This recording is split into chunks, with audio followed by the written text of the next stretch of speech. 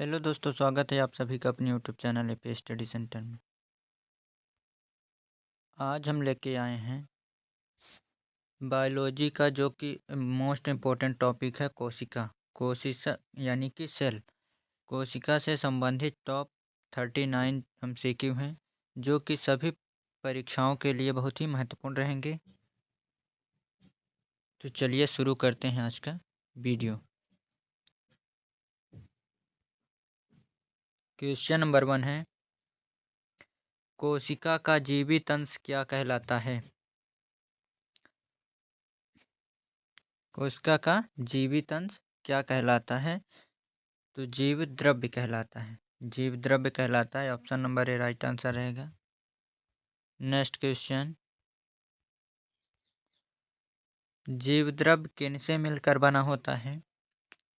जीव द्रव्य किनसे मिलकर बना होता है? तो जीव द्रव्य जो होता है दोस्तों, कोशिका द्रव्य, केंद्रक और अन्य कोशिकांगों से मिलकर बना होता है। इन सभी से मिलकर बना होता है। तो इसका राइट आंसर हो जाएगा option number D. Option number D right answer हो जाएगा, उपयुक्त तीनों। नेक्स्ट क्वेश्चन, सबसे छोटी कोशिका किसकी होती है?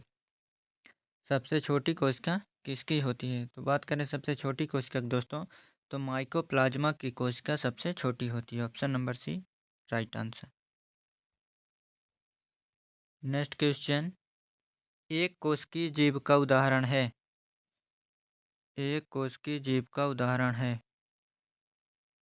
तो इसका राइट आंसर हो जाएगा ऑप्शन नंबर डी, यानी कि अमीबा, यूग्लिना, पैरामीशिया, ये जो तीनों हैं ये सब एक कोशिकीय जीव हैं।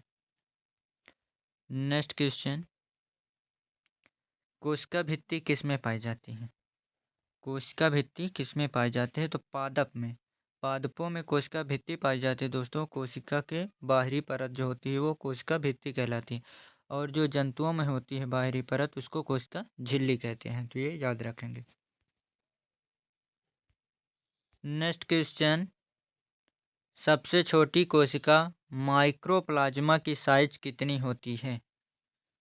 माइक्रोप्लाज्मा की साइज कितनी होती है? तो माइक्रोप्लाज्मा की साइज दोस्तों 0.3 माइक्रोमीटर होती है। नेक्स्ट क्वेश्चन,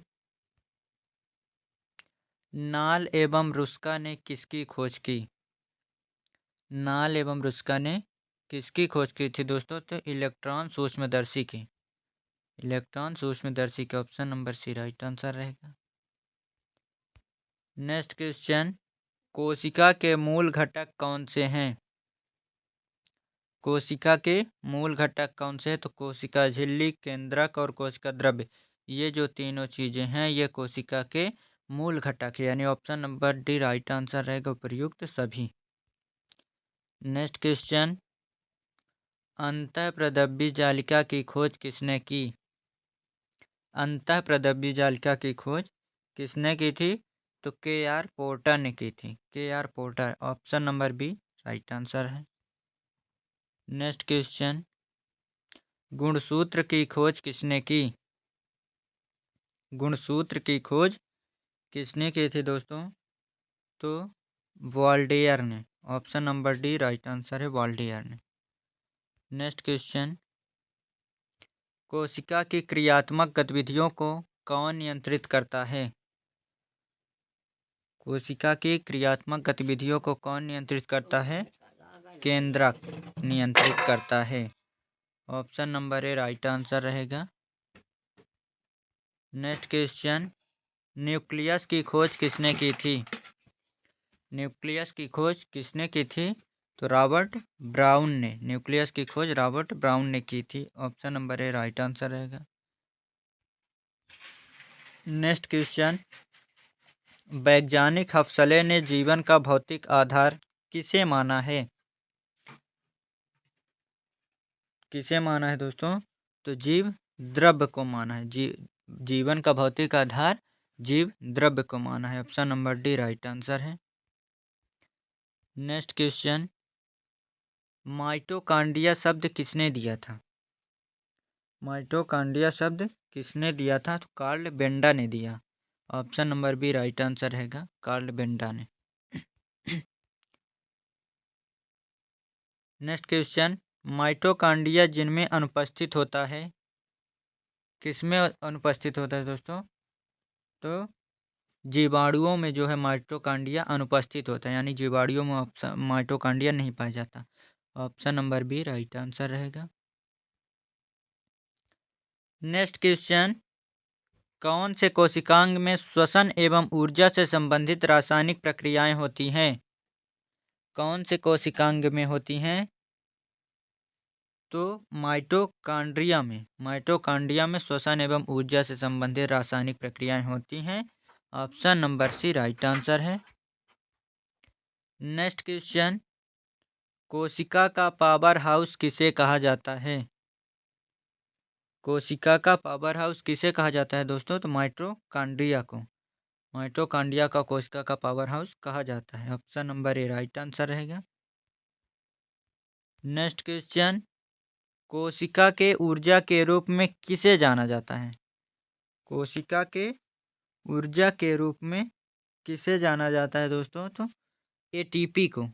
एटीपी जो होती है कोशिका के ऊर्जा के रूप में संचित होती है। इसका फुल फॉर्म की बात करें तो एटीपी का होता है पूरा नाम एडिनोसिन ट्राईफॉस्फेट, और एडीपी की बात करें तो एडिनोसिन डाईफॉस्फेट होता है, और एपी की बात करें तो एडिनोसिन फॉस्फेट होता है। तो ये सब भी आप याद रखेंगे। नेक्स्ट क्वेश्चन, कोशिकांग माइटोकॉन्ड्रिया किनमें पाया जाता है? कोशिकांग जो माइटोकॉन्ड्रिया है वो किनमें पाया जाता है? तो इसका राइट आंसर रहेगा प्रोकैरियोटिक कोशिकाओं में माइटोकॉन्ड्रिया पाया जाता है, यानी कि option number C right answer रहेगा। नेक्स्ट क्वेश्चन है,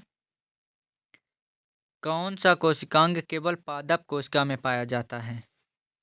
कौन सा कोशिकांग केवल पादप कोशिका में पाया जाता है? तो प्लास्टिड, हिंदी में बोलें तो इसको हरित लवक कहते हैं, जिसमें क्लोरोफिल पाया जाता है, जिसके कारण पत्तियां हरी होती हैं।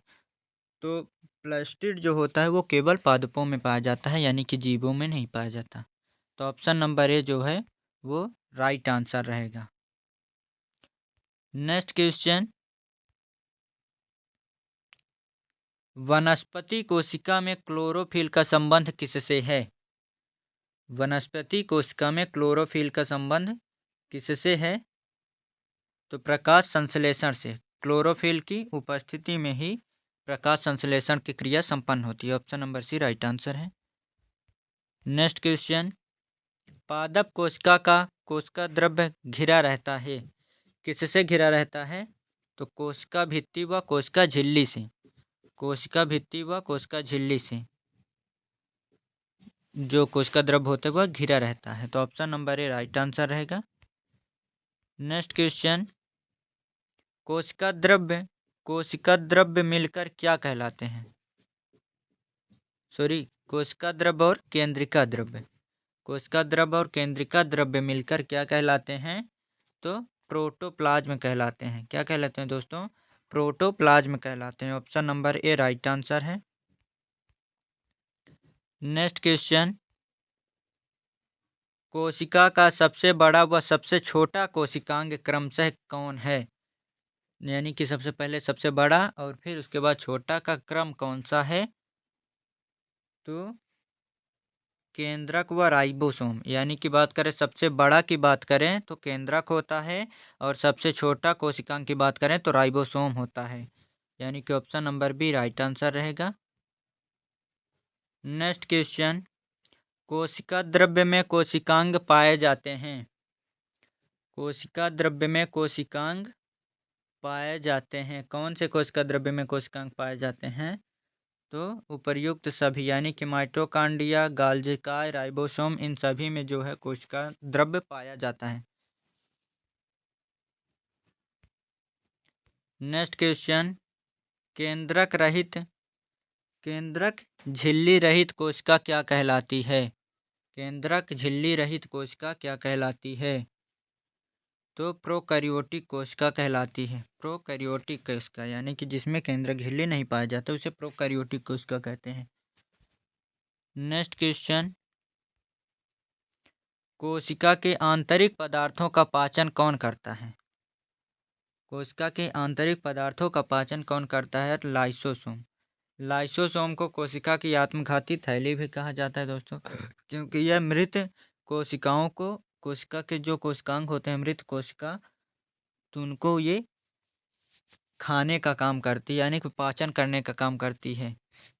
तो option number B right answer रहेगा। नेक्स्ट क्वेश्चन देखेंगे, कोशिका में जल की मात्रा कितनी होती है? कोशिका में जल की मात्रा कितनी होती है दोस्तों? तो 80%। 80%, यानी कि option number A right answer रहेगा। प्रोकैरियोटिक कोशिका के उदाहरण है। प्रोकैरियोटिक कोशिका के उदाहरण कौन से हैं? तो ए और बी दोनों हो गए, यानी कि जीवाणु और नील हरित शैवाल जो है ये एक कोशिका प्रोकैरियोटिक कोशिका के उदाहरण है, यानी कि option number C right answer रहेगा। नेक्स्ट क्वेश्चन, वैज्ञानिक जॉर्ज पैलेड ने किसकी खोज की थी? वैज्ञानिक जॉर्ज पैलेड ने किसकी खोज की थी? तो राइबोसोम की खोज जॉर्ज पैलेड ने की थी, यानी कि option number B right answer है। नेक्स्ट क्वेश्चन, अंतःप्रद्रव्य जालिका, इसको इंग्लिश में शॉर्ट फॉर्म में बोले तो ईआर के प्रकार हैं। ईआर के कितने प्रकार होते हैं? तो खुरदरी अंतःप्रद्रव्य जालिका होती है और चिकनी अंतःप्रद्रव्य जालिका होती है, यानी कि इसके 2 प्रकार होते हैं। तो option number C right answer रहेगा, ए और बी दोनों। नेक्स्ट क्वेश्चन, माइटोकॉन्ड्रिया की खोज किसने की थी? माइटोकॉन्ड्रिया की खोज किसने की थी? तो माइटोकॉन्ड्रिया की खोज अल्टमैन ने की थी। अल्टमैन ने, option number B right answer है, अल्टमैन। नेक्स्ट क्वेश्चन, आरबीसी का निर्माण गृह एवं कब्रिस्तान गृह क्रमशः कौन सा है? आरबीसी का निर्माण गृह एवं कब्रिस्तान गृह क्रमशः कौन सा है? तो प्लीहा एवं अस्थिमज्जा। प्लीहा एवं अस्थिमज्जा।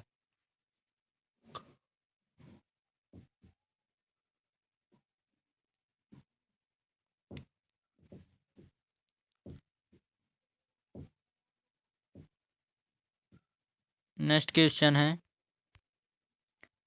लाइसोसोम बनने के लिए कौन उत्तरदायी है? लाइसोसोम बनने के लिए कौन उत्तरदायी है? तो गोल्जी काय, इसका राइट आंसर हो जाएगा option number A. Next question, पादप कोशिका में जल, भोजन एवं उत्सर्जित पदार्थों का भंडारण कौन करता है? तो प्लास्टिड करता है। पादप कोशिकाओं में जल, भोजन एवं उत्सर्जित पदार्थों का भंडारण प्लास्टिड करता है। Option number A right answer है।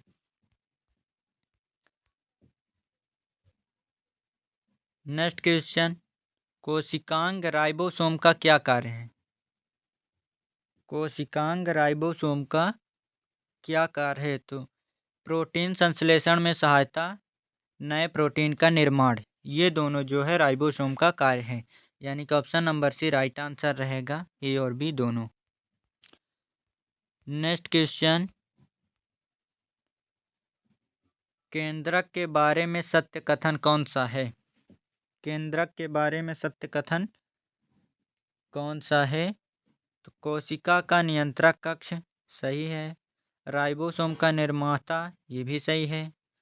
आनुवांशिकी सूचनाओं का स्थानांतरण, ये भी सही है, यानी कि उपर्युक्त तीनों हो जाएगा। Option number D right answer.